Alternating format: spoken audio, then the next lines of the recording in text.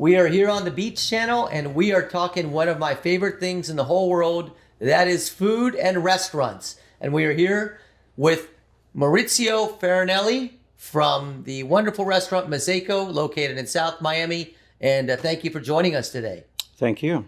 It's a pleasure. Well, let's start from the beginning quickly. Just a little introduction. You came to the United States in 1989. Obviously, your passion was restaurants, cooking, and food. What brought you here? What made the big move happen? Well, it's a long story, but I came to Miami by accident, I would say. I was spending some time in Dominican Republic back in 1989. Take some time off from my business in Italy, which was the same, restaurants. We've been in this business since 1937 with my family. Wow. I'm the third generation, along with my brothers and a few cousins in this business. So I was coming to Miami supposedly to be here only for a few days, and then I saw an opportunity to stay, and I accepted a job in Coral Gables, and then from there I just moved through different restaurants, learning how the business is in the United States, which is quite different from the way that we operate in Italy, not in terms of food or anything, but just the dynamics in the restaurant business. And I haven't really left Miami other than for travel, for pleasure, or to visit family since 1989. We'll get to your restaurants in a moment, but I find it interesting you talk about the dynamics and what makes it different, not the actual food. What is the big difference between the European restaurants and those here? Particularly back then, in Italy, the restaurants that were more like, a lot of them, they were mostly family owned. So also the habits of people there is the fact that you go out, you eat late. Normally you don't have 2 or 3 turnovers like we do here in the United States. So restaurant most of the time don't open until 7:30 at night. And then you have one sitting, everybody stays, and then you close and you go home. Every night's a big party, basically. Sort of. It can be a party or not, but the people tend to eat late and stay for one sitting. Here is a lot more. The pace is faster. So we open at 6. In most cases, your restaurant is already getting full by 6. And if you have a restaurant which is in an area that is also with traffic, you can stay open until late. So that for me was a very good education about the way to do business. Before then, I moved into going to my own restaurants. So you mentioned your own. You come here in 1989.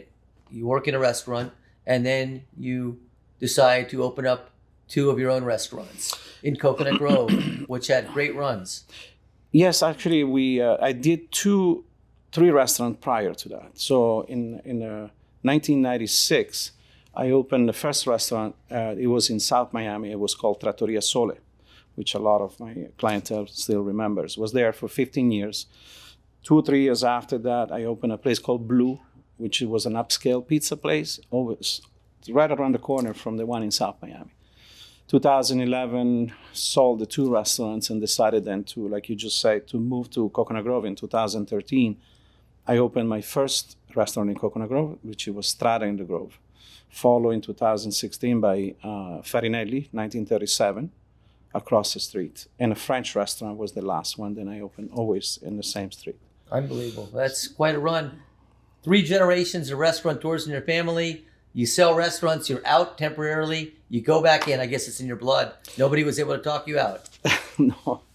No, exactly. That's what I've been doing all my life since I was a child, and I love it.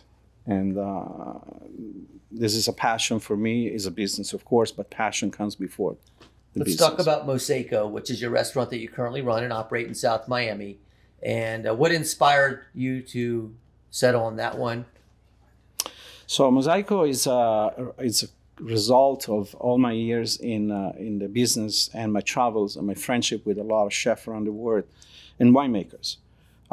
After selling Coconut Grove in 2019, I decided to move temporarily to Japan. I went to Tokyo to live and study in a culinary institute with an international program that was taught in English. So I was there for several months. For my knowledge more than anything. I wanted to learn more. I always like to learn more about food in general. So I was there for some time, and then I did a very short period of time. I was in Tel Aviv with a friend that owns a restaurant there. Same thing, just to learn how to use certain type of spices and flavors. So Mosaico, like the name says, is a mosaic. It's meant to be a mosaic of all my years in the business and my experiences. So you sell the restaurant before you make the move overseas and continue to educate yourself. You sell right before COVID. Exactly. Amazing. What timing is everything in life, isn't it? Yeah, it just happened, but it was a very lucky,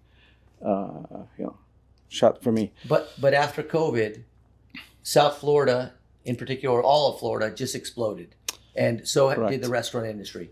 Correct.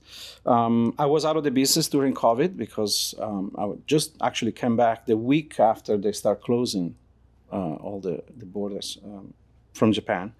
I came back, and so during that time, I just obviously sit still. I was lucky I didn't have a business, so I didn't have to worry about it.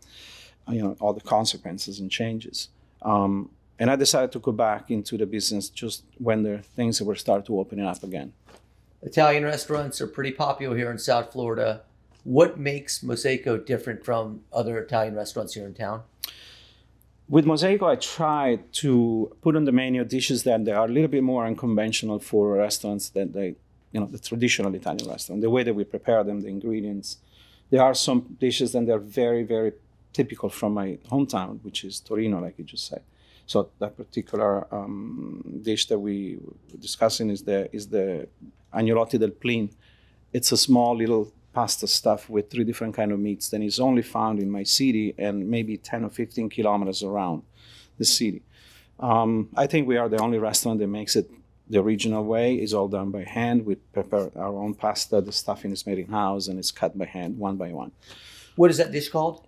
Agnolotti del plin. Plin in my dialect, in the dialect of my region, means pinch, because you make a long strip of pasta, then you fill it, and then you close it, and you pinch every single one with your hands, and then you use a cutter to make the single ones. And what kind of sauce do you top that with? We use the sauce of the 3 different kind of meats that we roast separately, and then we produce what the juices of the meats are. We reduce them, filter them, and then we use them to saute the pasta with a little touch of butter and some Parmigiano cheese. What would another signature dish of yours be that you would recommend to a first-time visitor to your restaurant?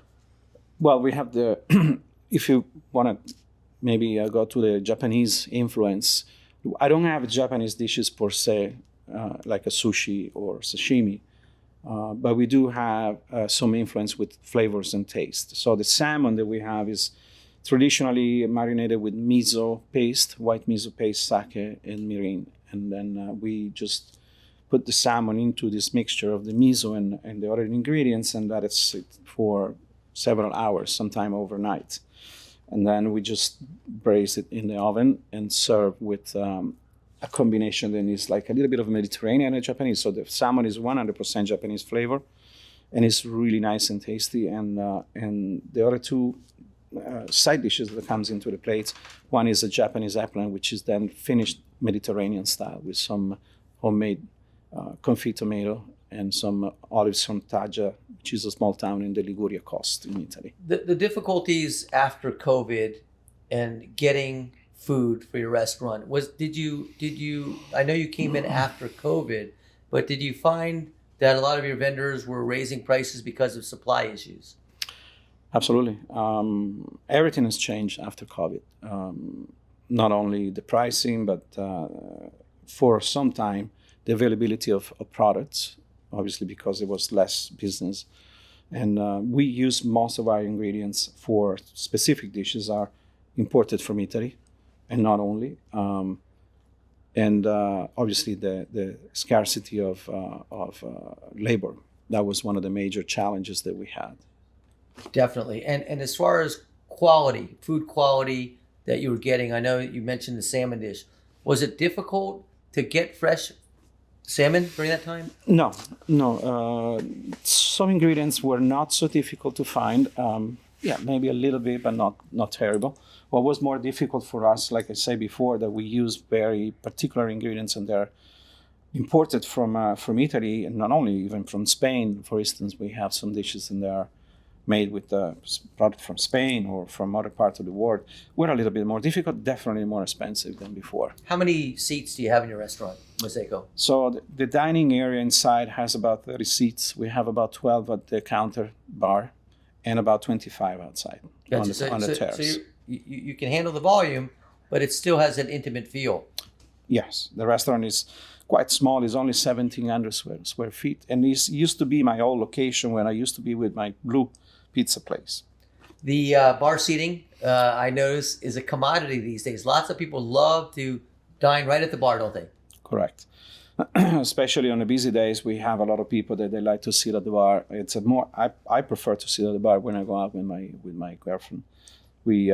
It's a more immediate service. It's more direct contact, and on the selfish part of it, if you need something, you just have to talk to the bartender. He's right there. I'm with you. Listen, I have several restaurants myself down in the Florida Keys, and it's amazing. We got a 150-seat high-end steakhouse with 10 chairs at the bar, and that is the hottest seat to get on a weekend night. And for that reason, people love to get the feel, especially tourists and visitors, love to speak to the bartender. They got all the information as to the best places to be, what to do in town, etc. And I completely understand. I too enjoy sitting at the bar. That's correct. Tourists or visitors that are out there watching today, what would you tell them besides the fresh ingredients and great food? What would you say the total ambiance and the atmosphere is at Mosaico? What represents my style of restaurants has always been the care about our clientele. And occasionally, this is not directly to the tourists because tourists might come once or twice and then they move on to the different locations. But I do have oftentimes 3 generations of customers sitting at the same table. What does it mean? It means that their grandparents were coming in my old restaurant 20 plus years ago, and their kids were little, and now their kids are adults and they come with their own kids. So it's for me, it's a real compliment of what my staff and myself been able to implement in our philosophy of business, which is the customer, the client is the most important thing, and we want them to feel that they're at home. Wine has exploded in this country. I think we were a little bit trailing behind Europe as far as it's like all of a sudden the Americans discovered wine.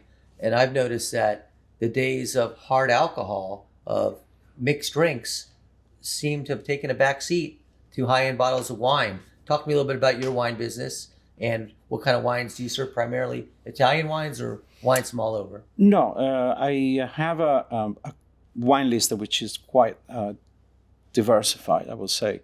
I love wines. It's been one of my passions since I was very young.